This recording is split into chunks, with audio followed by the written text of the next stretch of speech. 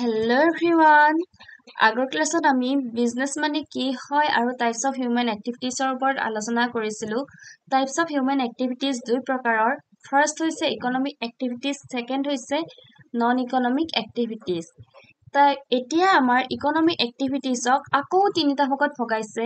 First হৈছে আমাৰ business বা ব্যৱসায়, ছেকেণ্ড হৈছে প্ৰফেশ্যন, পেছা বা বৃত্তি বুলি কোৱা হয় অসমীয়াত, থাৰ্ড হৈছে এমপ্লয়মেণ্ট, যাক অসমীয়াত নিয়োগ বুলি কোৱা হয়। এতিয়া আমি চাওঁ আহা বিজনেছ মানে কি হয়। Business refers to those economic activities which are connected with the production, purchase or sale or distribution of goods and services with the main objectives of earning profit. এতিয়া চোৱা, আমি তেতিয়া ফাৰ্ষ্ট ক্লাছত আমি আলোচনা কৰিছিলোঁ যে বিজনেছ ইকনমিক এক্টিভিটিছৰ এটা অংশ হয়, হয়নে? এতিয়া business refers to those economic activities. বিজনেছক কি বুলি কোৱা হৈছে? সেইবিলাক ইকনমিক এক্টিভিটিজ বা আৰ্থিক কাৰ্যকলাপ যিবোৰ আমাৰ সামগ্ৰী বা সেৱাৰ প্ৰডাকশ্যন, পাৰ্চেছ আৰু sale or distribution of goods and ছাৰ্ভিচেছৰ লগত জড়িত হৈ থাকে। যেনে আমাৰ fishing, mining, farming, manufacturing, wholesale etcetera activities আমাৰ বিজনেছ এক্টিভিটিছ হিচাপে কনচিডাৰ কৰা হয়। ছেকেণ্ড আমাৰ প্ৰফেশ্যন।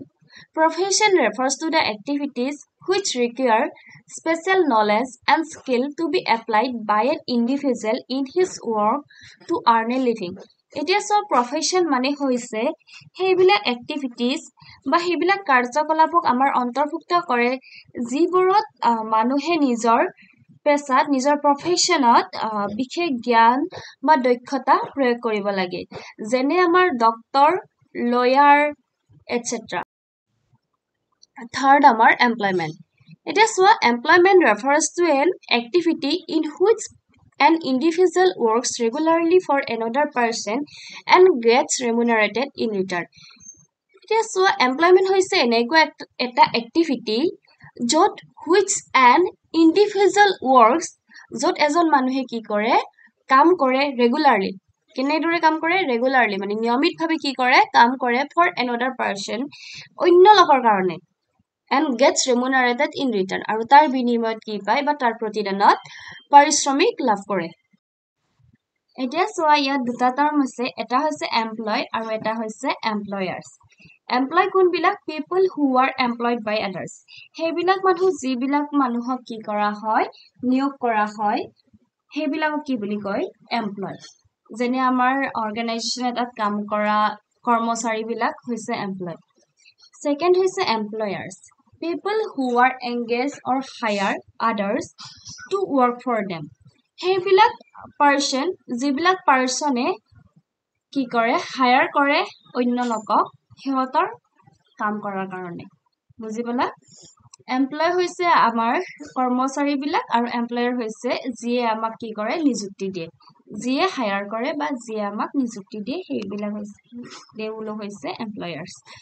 এতিয়া এক্সাম্পল অফ এমপ্লয়মেণ্ট হৈছে working in a bank as a clerk.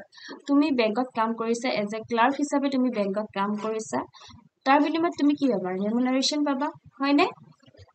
সেইটো হৈছে তোমাৰ এমপ্লয়মেণ্ট। আৰু working in a companies as a manager etcetera.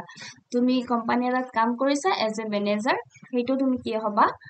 Employ হ'বা। কাৰণ তুমি কি পাবা, তুমি কি কৰিবা তাৰ বিনিময়ত? তুমি কি পাবা? তুমি অন্য লোকৰ কাৰণে তুমি কি কৰিছা? কাম কৰিছা, আৰু তাৰ বিনিময়ত তুমি কি পাবা? ৰেমুনাৰেশ্যন পাবা বা চেলাৰী পাবা। সেইটো হৈছে আমাৰ এমপ্লয়মেণ্ট। বুজিলা?